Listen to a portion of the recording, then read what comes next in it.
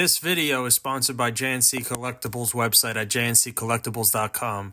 Be sure to check them out for all your TCG needs, from sealed products to sleeves to playmats. Link is in the description box below. Thank you, and back to the video. Hello everybody, it's JNC Jib here, and today I am joined with some of the world's competitors for the NA.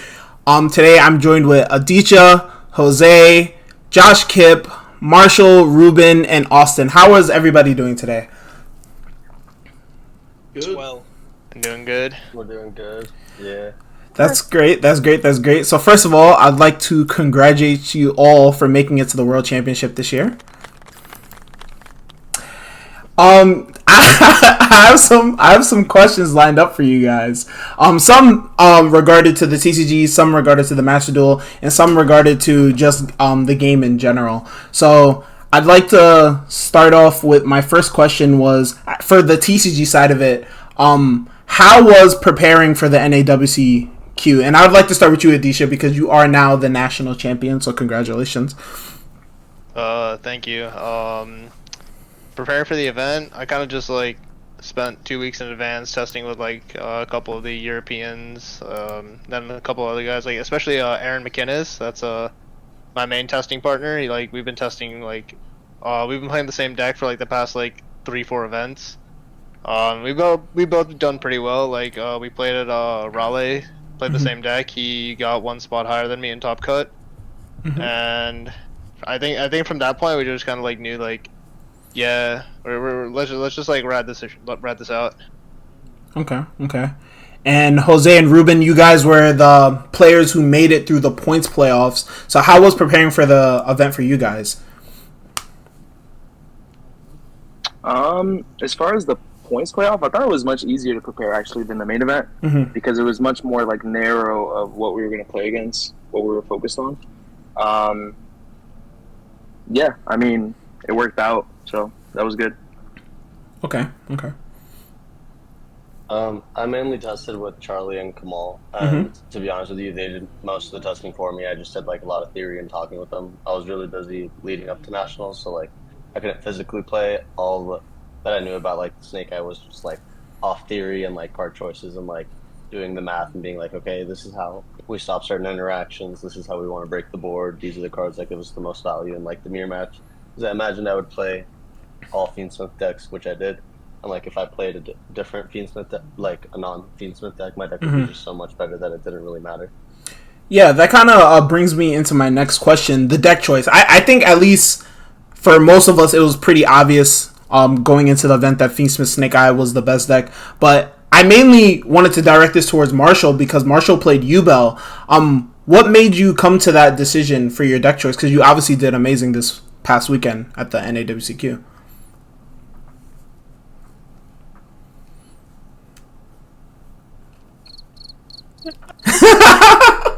Yo. No, the crickets are crazy. Yeah, the crickets are crazy. Yeah, Marshall, what's up? Okay. Your mic is kind of messed up. We'll get back to that. We will get back to that. Once your mic is working again, we will get back to that. The next thing I want Wait, let me go back. Hold on. Okay. 1 second, Jib. I forgot to give a shout out. Yeah. Huge as far as the preparation. I couldn't shout out Hani enough. Yes. Because we were on late night calls. He would literally hit me up at 4 a.m. He knows I'm just crazy, so I'm gonna be up at that time. And we would just talk, and we would talk about all the card decisions we were thinking of, why they were good, why they were bad. They were different iterations of the deck, and one day we would love a card, one day we wouldn't, but I just couldn't shout out Hani enough. And hopefully one of these years we all get to be celebrating him because he deserves it. Yeah, 100%. That the responses are kind of segueing into the questions that I had. We're gonna get back to Marshall, but the next thing I wanted to talk about to you guys about was the deck, non-engine choices, because this weekend there were a lot of interesting non-engine choices that we saw. Obviously the new hand trap Molchummy saw play everywhere, but Ruben and Jose, we did see, and a little bit of Aditya, we did see Ghost Ogre making its way back into the deck. How was the card for you guys, and what made you guys come to the decision to play that card? So Ghost Ogre was honestly like insane. We like targeted Appaloosa as being like the card that was going to be on the end field no matter like where you hand trapped the deck because it was so strong unless you drew 3 where you like stopped them from playing completely. So like if you drew Ghost Ogre plus another hand trap, you could use your other hand trap to like target a certain part of the engine to be like, I don't want to deal with Desiree or I don't want to deal with IP. So you try and stop the Flamberge effect from putting that in the spawn trap zone, and then use Ghost Ogre to deal with Appaloosa. So you're able to essentially break the board without them making it. And I felt like that was the like strongest card for that like choice, and that goes along with like how I like to play Talents as well, because it served a similar purpose. And Kamal really figured that out a couple days before Nationals, being like every other card in this slot was like just worse because Mourner never like stops enough of the combo, and Droll doesn't either. So it's like I'd rather have Ghost Ogre than either of those 2 cards in my hand. Yeah, I'll admit Ghost Ogre was also insane for me over the weekend. Probably everywhere up until Top Cut. Because in my match against Jose, he was like pretty actively playing around Ghost Ogre, which was really smart. Shout out to Jose for negating Druid's Worm. But yeah, I know you like that one. If I had to make a change to my list though, I probably would have just cut the Mourners and like because I probably would have just played like 1-for-1 or something, and just like an other extender. 1-for-1 was insane for Ruben, so that was probably would have been a better choice. But Ogre was definitely like really good. Okay. I heard it was Aditya's birthday during Nationals, so I gave him a gift. I negated Jerusalem. But nah, Ogre was solid. It was cool. I think the large part about Ogre, it's less about like how good the card was and the fact that we wanted to play so much non-engine in the deck that just like the most optimal options after the obviously insane ones were just like Ogre, right? That's like one of the ones you fall back into when you've already playing like 15 and 18.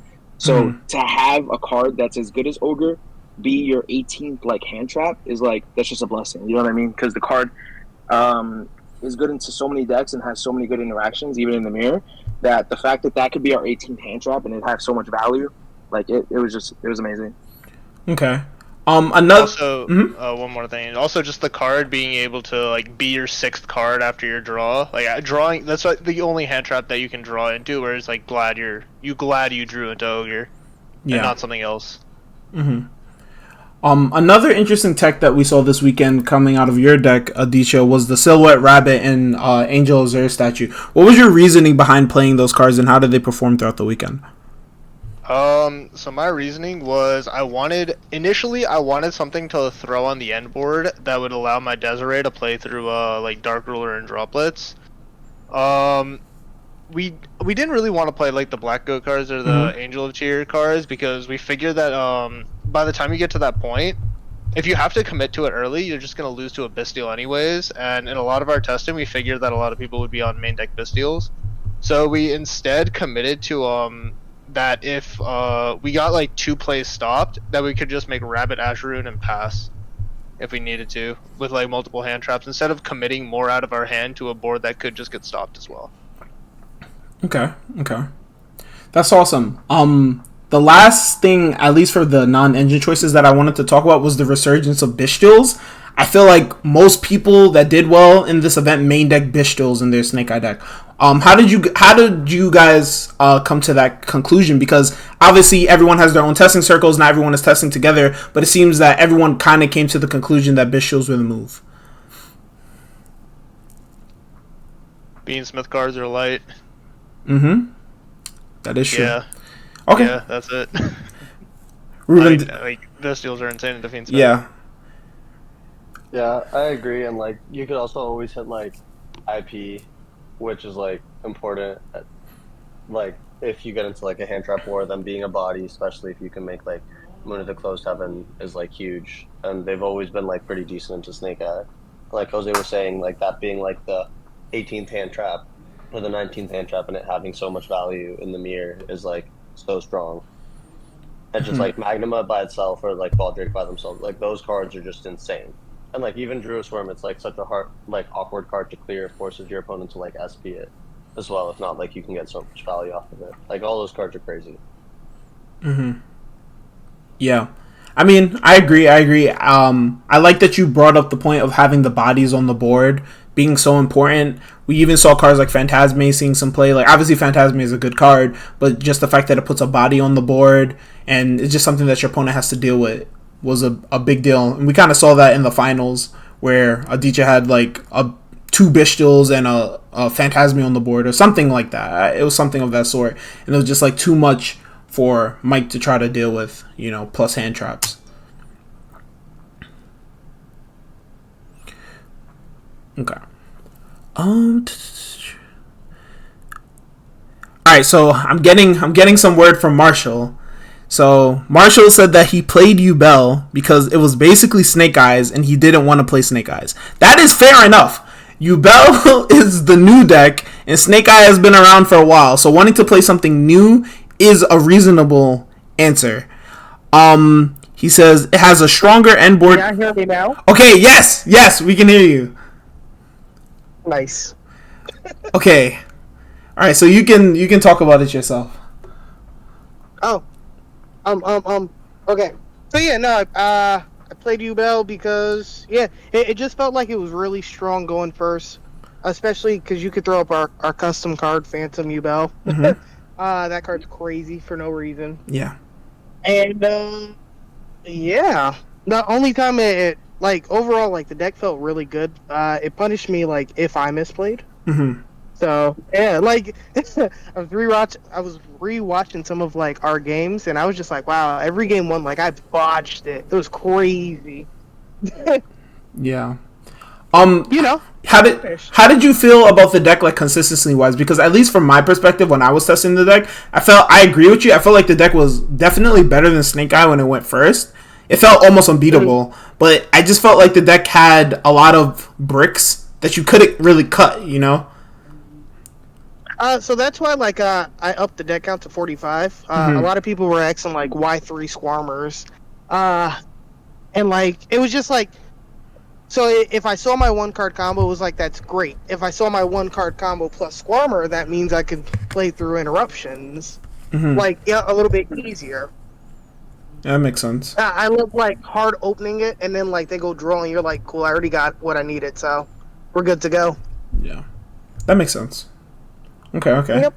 I appreciate that. All right, so good. So now everybody's stuff is working, so we can move on. All right, so now I kind of wanted to move the conversation to the Master Duel side of things.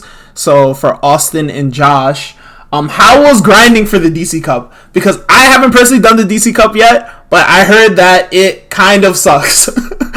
Just 3 days of straight Yu-Gi-Oh! So how was it for you guys? Pretty bad overall. But I mean, when you have a bunch of friends in your Discord call 24/7, like it's not as bad as it would be like if I did it alone. Mm-hmm. Yeah, definitely. I don't think I would have did it if I didn't have like constant people in my ear just rambling on. Yeah, definitely just people there to help keep your spirits up while you're running the gauntlet. The next question I wanted to ask about the Master Duel side of things was, how are you guys approaching the Master Duel restrictions for the World Championship when it comes to deck lists? Because I know that's a big thing compared to the TCG, where like because it's a 3v3 and they're like making it so that like you have like a shared card pool between the 3 of you guys. How has that been so far preparing? It's been tough, but we're getting through it. Just have to learn what decks should play what, and kind of guess what the opponents are going to be building their decks to do. Mm-hmm. Yeah, we just got a ban list today. Yeah, you guys just got a... I was going to say that, you guys just got a ban list today. It seems like the main thing that they went after was Despia, hitting the puppet and the other guy, Albon or whatever, the other alternative to the puppet lock. But there were some other cool changes, right? Like you guys got back Heavy Storm and Zeus went to 3. I don't know how big of a change that is, but when I saw Zeus went to 3, my mind immediately went to Zodiac, because I know that Zodiac is pretty much at full power other than Rat Pier in Master Duel. And one of the things that they were missing was multiple copies of Zeus, right? So I thought that was like a cool change, right? Yeah, that was a cool change for sure. Definitely a deck that is going to need to be tested for World. Mm-hmm. Dude, I'm kind of pissed I hit Brandon though, because Brandon was like the one deck where you didn't need like all the non-engines and Yeah. it really shared any other cards. So that was like, yeah. That makes sense. Makes sense. All right, now to kind of bring it back to the TCG side of things, I wanted to talk to the TCG players about have you guys began to prep for the World Championship, and how has it been so far? I know that the event was just this weekend, but I know that you guys are very eager to compete this September. So, what starting steps have you guys took to begin prepping? Because I know from helping players test for the last year's World Championship, it was definitely a very long process, and it was just like nights and nights in the dungeon, prepping. So how are you guys going about it so far?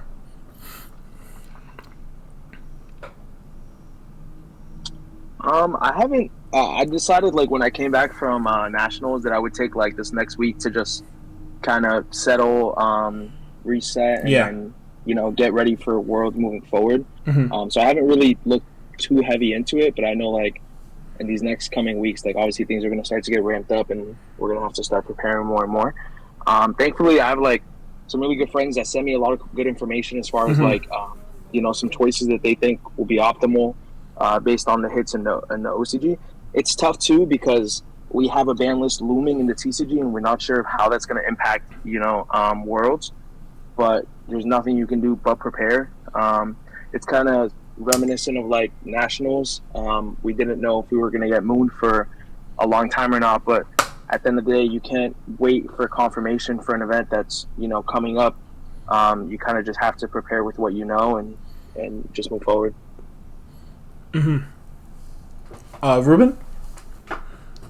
Yeah, I'm kind of like on the same boat as Jose. I actually just got back home last night. I went from nationals straight back to work. Wow. Nationals was kind of like a mini vacation for me this month.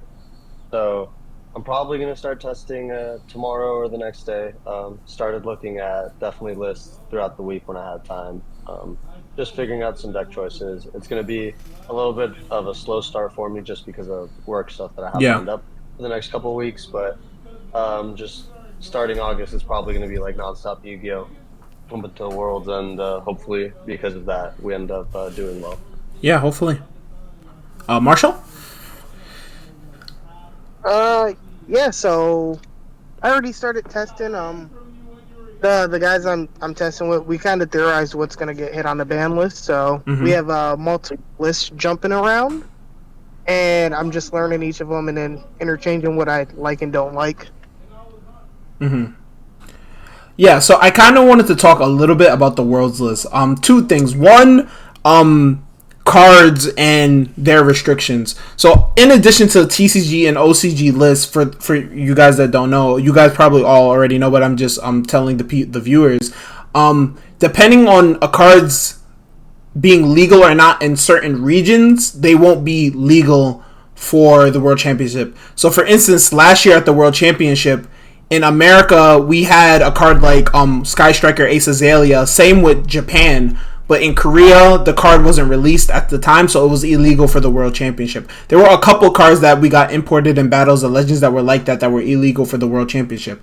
This year, it seems that Phantom of Yubel and Moon of the Closed Sky are in that category of cards. That they are not legal in Korea, so they're most likely going to be illegal for the World Championship. Obviously, we have yet to get a official World Championship ban list, but if they're going to follow the trend from last year and the years before where the card has to be legal in all regions, Phantom of Yubel and Moon of the Closed Sky shouldn't be legal for the World Championship. Moon of the Closed Sky is major but minor at the same time because not every deck necessarily wants to use the Fiendsmith cards, especially with the combined ban list. But Phantom of Yubel, if it's illegal, kind of removes Yubel completely from the tournament, at least in my opinion, because Yubel without Phantom of Yubel is a lot worse than the good deck that we have right now, which is unhit in the OCG and probably in the TCG on our next list.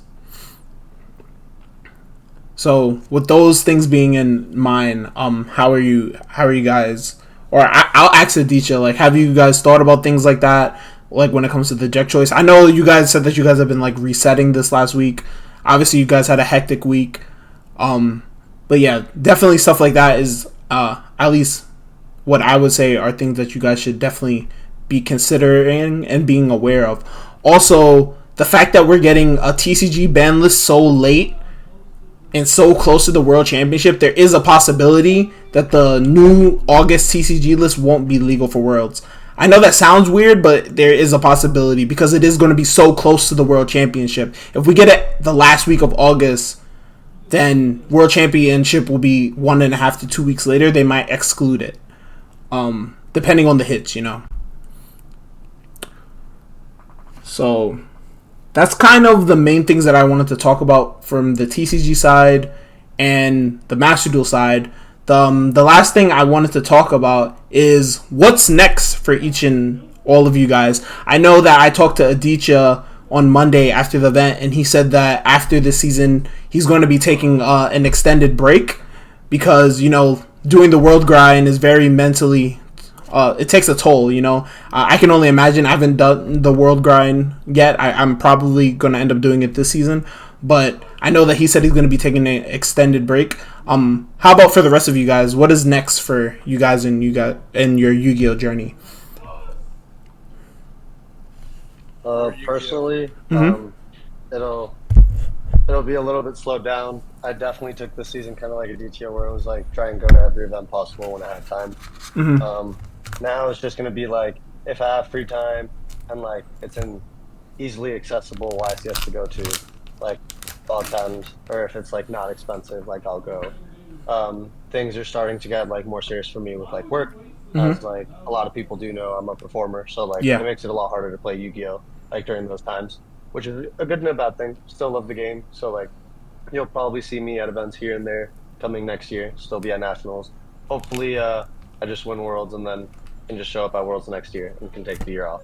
Yes, sir. Jose? Yeah, I mean, I have the luxury of just having a good amount of free time. I love the game, so I'm definitely going to still keep going to events, trying to do my best, trying to be the best player I can be, keep improving. Yeah.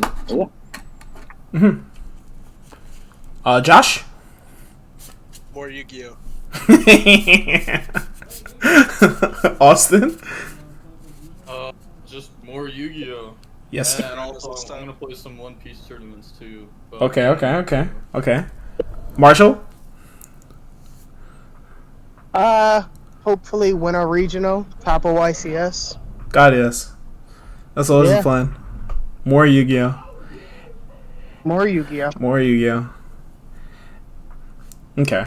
And then the last thing before we wrap this up, I wanted to ask if you guys were to give some advice to players who are trying to get to where you guys have gotten, do what you guys have achieved, what advice would you give them? And I want to start with Aditya, because I know Aditya has had an insane season this season. I mean, my advice, straight up, play a lot. Don't keep an ego when you play the game. Always be open to like learning more, and learning like whenever you can. Like I don't like ignore like any piece of information that I get. Everything gets retained in some form and it gets used somehow. Whether it's like even like decks at like locals and stuff. Like there are plenty of players at my locals. Shout out to you guys that like they have some like really cool ideas and stuff. So I sometimes I take a look. I like see like, hey, this is like really something I might be interested in. I'll take it to a regional or something, or I might test it for a YCS. But my advice is just keep an open mind. Try everything. There's no really like bad ideas until you know it, until you personally think it's bad after testing it. And yeah, just keep playing the game. Keep loving the game. Yeah, that's awesome advice. All right, we got a wild yeet that just joined the chat. Yo, Fetty, what advice would you give to people who are trying to go to Worlds in the future, bro? Nah, I just wondering. What's good? Honestly, I would say just just persevere. I mean, realistically, this season, shoot, I was planning on going Nats. I was playing Master Duel. I was flying to regionals. That was uncalled. You know what I'm saying? I never done that before. But Yeah, you I'll know, admit, Fetty was I, playing everywhere. yeah, like I was going to Worlds by any avenue possible. So like realistically, if you really want it, you're gonna have to kind of like grind for it, right? It's not gonna be given to you, right? Like I was going, like this past weekend at Nats, I was like, dang, like what? It would have been crazy if I qualified for like Worlds, like if I've gotten like 3 invites to Worlds, like in a top 16 playoff, right? Get get a Worlds invite there, get a Worlds invite to a Master Duel, make top 4 at Nats or something, and then get another Worlds invite. That would be crazy, right? But like, I mean, yeah, like I said, a Worlds invite is like already crazy, but more or less, I was going through every like avenue like this whole season, so I'm glad it paid off, I guess. Yeah, definitely. Hard work pays off. Hard work pays off. Ruben, Jose, do you guys have anything to say about that? Or like any advice that you guys would give? kind of Everything was said? piggybacking off what Yeah.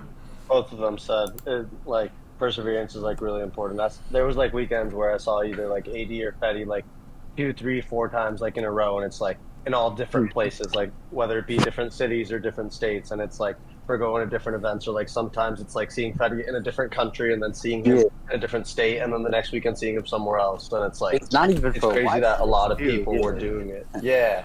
Like we're going to a YCS, we're going to a regional. Like then the next weekend we're going to a regional somewhere else, and then it's like, all right, I'll see you at the YCS the next weekend. And it's like every weekend I was somewhere where I spent maybe like 1 to 2 days a week at home, and like that you could really feel the burnout. And I really didn't do the grind from like the beginning of August. I only did it like the back half of the season. So like for the people that did it from the beginning of August, like I know a lot of people did. I can't imagine how much crazier the burnout felt for them. And like the one piece of advice I feel like people got to learn is just like when you play to learn, don't play to win. The winning will come once you learn. It's really important, especially in like playtesting. Don't try to win in playtesting. There's no point to winning in playtesting. You got to play to like do the right play and like learn why you did the right play. And I think that's going to push a lot of people forward once they realize that. Facts. I definitely feel like it was like it wasn't a complete waste because like realistically, like I said, you get rewarded with the top 16, but also like you just got infinite testing basically. Like you're getting infinite like kind of like just card like play muscle memory with the cards with the format, which I feel like like AD was grinding for Worlds, right? He was going to almost every regional. Now he's a national champion. You know what I'm saying? So it pays off like in some like aspects, right? Almost every aspect is gonna pay off eventually. Jose?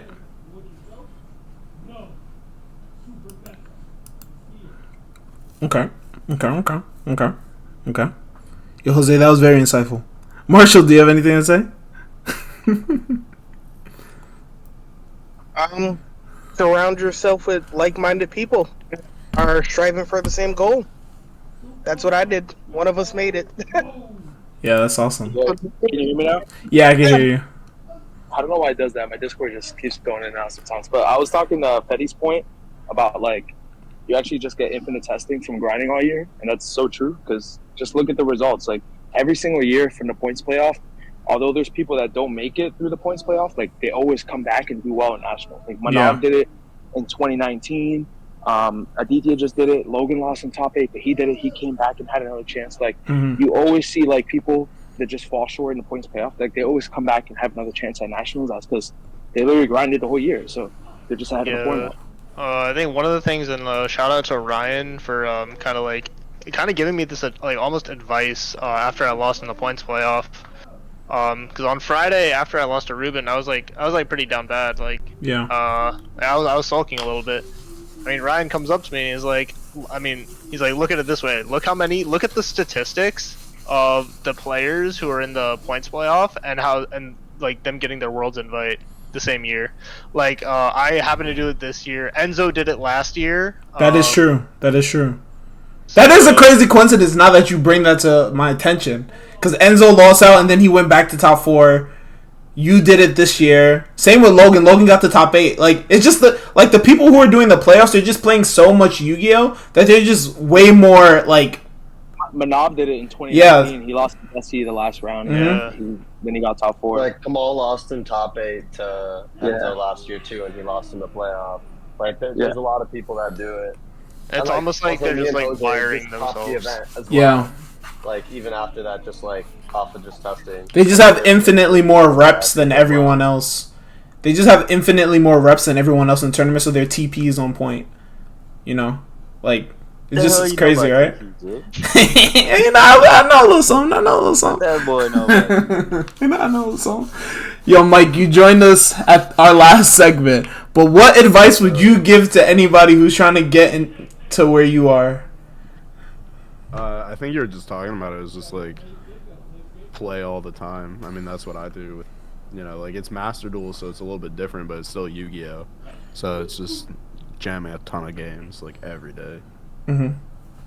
Makes sense. Yeah, you playing that XYZ Cup or not? No. Oh God, no.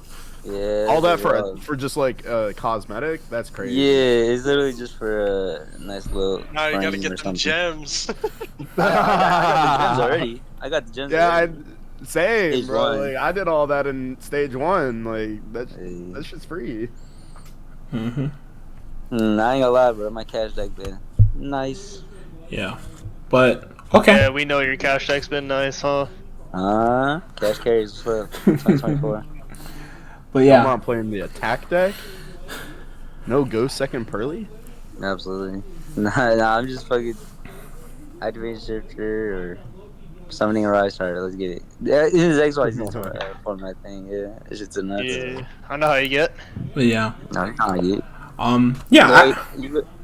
I was gonna say, I appreciate you all for taking some time out of your day to do this with me. I hope that the advice that was given here is helpful to anybody who's watching. These are definitely some of, if not confirmed, the top players this year, and they put in the work, and these are representatives this year in Seattle. So we're all wishing you guys the best of luck. We're trying to take all the trophies back to America this year.